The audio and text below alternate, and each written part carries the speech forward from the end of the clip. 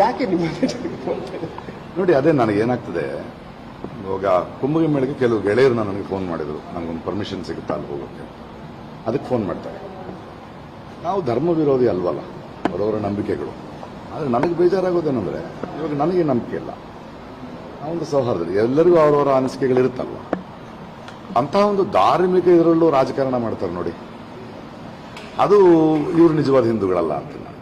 ಅಂದರೆ ಒಂದು ಪೂಜೆಯ ಒಂದು ಪವಿತ್ರ ಸ್ನಾನದಲ್ಲೂ ಕೂಡ ರಾಜಕಾರಣವನ್ನು ಹೇಳ್ಕೊಂಡು ಬಂದು ಪ್ರಕಾಶ್ ರೈ ಅವರು ಅದರಲ್ಲಿ ನಿಂದರು, ಪಾಪ ಕಳೀತೆ.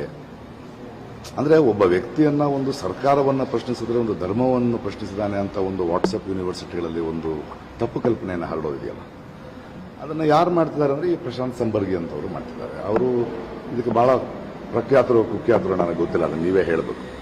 ಸೊ ಕೇಸ್ ಫೈಲ್ ಮಾಡಿದ್ದೀವಿ ಅವರಿಗೆ. He is come to answer. ಯಾಕಂದರೆ ಒಬ್ಬ ವ್ಯಕ್ತಿಯ ಇಚ್ಛೆ ಇಲ್ಲದೆ ಅವನ ಫೋಟೋಗ್ರಾಫನ್ನ ಮಾರ್ಫ್ ಮಾಡಿ ಅನ್ನೋದು ಎಂಥ ಅದ್ಭುತವಾದ ಟೆಕ್ನಾಲಜಿ. ಅದನ್ನು ನಾವು ಯಾವುದು ಉಪಯೋಗಿಸ್ಬೇಕು. ಇವಾಗ ನಾವು ಅಣುಬಾಂಬನ್ನು ಕಂಡುಹಿಡಿದಾಗ ಅದು ಎನರ್ಜಿ ಕಂಡುಹಿಡಿದಿತ್ತು, ಅದನ್ನು ವಿಧ್ವಂಸ ಕಾರ್ಯಕ್ಕೆ ಉಪಯೋಗಿಸುವಷ್ಟರ ಮಟ್ಟಿಗೆ ಮನುಷ್ಯ ಬೆಳೀತಿರ್ಬೇಕಾದ್ರೆ ಇಂದ ಈ ಥರದ ಕೆಲಸಗಳನ್ನು ಮಾಡ್ತಾ, ಅದು ನಂದು ಮಾತ್ರ ಅಲ್ಲ, ಅಖಿಲೇಶ್ ಯಾದವ್ದು ಯಾರ್ಯಾರ್ದು, ಇದು ತುಂಬಾ ಅಕ್ಷಮ್ಯ ಅಪರಾಧ ಅಲ್ವಾ.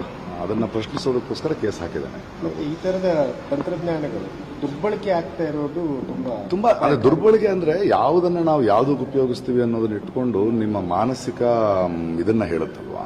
ಒಂದು ಸೈನ್ಸ್ ಅನ್ನ, ಒಂದು ಟೆಕ್ನಾಲಜಿಯನ್ನ ನಾವು ಎವಲ್ಯೂಷನ್, ಮನುಷ್ಯನ ವಿಕಾಸಕ್ಕೆ ಉಪಯೋಗಿಸಬೇಕೆ ಹೊರತು ಹೀಗೆ ಪರ್ಸನಲ್ ಅಜೆಂಡಾಗಳಿಗೆ, ಮತ್ತು ಅದನ್ನ ಒಂದು ಧಾರ್ಮಿಕ ಆಚರಣೆಯಲ್ಲೂ ಮಾಡ್ತಾ ರಾಜಕಾರಣ ಮಾಡೋದಿದೆಯಲ್ಲ, ಅದು ಎಂಥ ಅಸಹ್ಯ, ಇದು ಜನಕ್ಕೆ ಗೊತ್ತಾಗ್ಬೇಕಲ್ವಾ.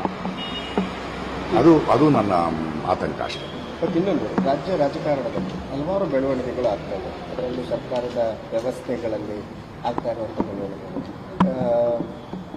ಒಂದು ಅಭಿವೃದ್ಧಿ ಕಾರ್ಯಗಳಿಗೆ ದುಡ್ಡಿಲ್ಲ ಅಂತ ಹೇಳಿ ಒಂದು ಕಡೆ ಇತ್ತೀಚೆಗೆ ನಿನ್ನೆ ಬಂದಂಥ ಒಂದು ರಿಪೋರ್ಟ್ ಪ್ರಕಾರ 15,000 ಕೋಟಿ ಲಾಸ್ ಇದೆ. ಯಾವ ರೀತಿ ಬಜೆಟ್ ಮಾಡ್ತಾರೆ ಅನ್ನೋದೇ ದೊಡ್ಡ ಪ್ರಶ್ನೆ. ನೋಡಿ, ನಾವು ಪ್ರಜೆಗಳಾಗಿ ಯಾವ ಸರ್ಕಾರ ಇರಲಿ, ಇವಾಗ ಕಾಂಗ್ರೆಸ್ ಸರ್ಕಾರ ಅಧಿಕಾರಕ್ಕೆ ಬಂದಿದೆ, ಅವ್ರಿಗೆ ಹೇಳಬೇಕಾಗಿರೋದೇನು ಅಂದ್ರೆ, ರಾಜಕಾರಣದಲ್ಲಿ ಅಥವಾ ಒಂದು ಚುನಾವಣೆಯ ಪ್ರಕ್ರಿಯೆಯಲ್ಲಿ ವಿರೋಧ ಪಕ್ಷಗಳಿಗೆ ಗೆಲ್ಲೋಲ್ಲ, ಆಳೋ ಪಕ್ಷ ಸೋಲುತ್ತೆ. ಯಾಕಂದ್ರೆ ಅವ್ರಿಗೊಂದು ಅವಕಾಶ ಕೊಟ್ಟು.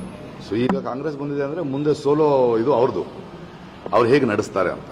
ಲಾಸ್ ಆಗಿದೆ ಅಂದ್ರೆ ಏನು ಬಿಸ್ನೆಸ್ ಮಾಡ್ತಿದ್ದೀರಾ ಅಲ್ವಾ, ಎಲ್ಲಿ ತಪ್ಪಿದ್ದೀರಿ ನೀವು? ಯಾಕಂದ್ರೆ ಒಂದು ಸರ್ಕಾರನ, ಒಂದು ದೇಶ ನಡೆಯೋದು ಪ್ರಜೆಗಳ ದುಡ್ಡಿಂದ, ಒಂದು ದೇವಸ್ಥಾನ ನಡೆಯೋದು ಪ್ರಜೆಗಳ ಹುಂಡಿಯಿಂದಾನೆ.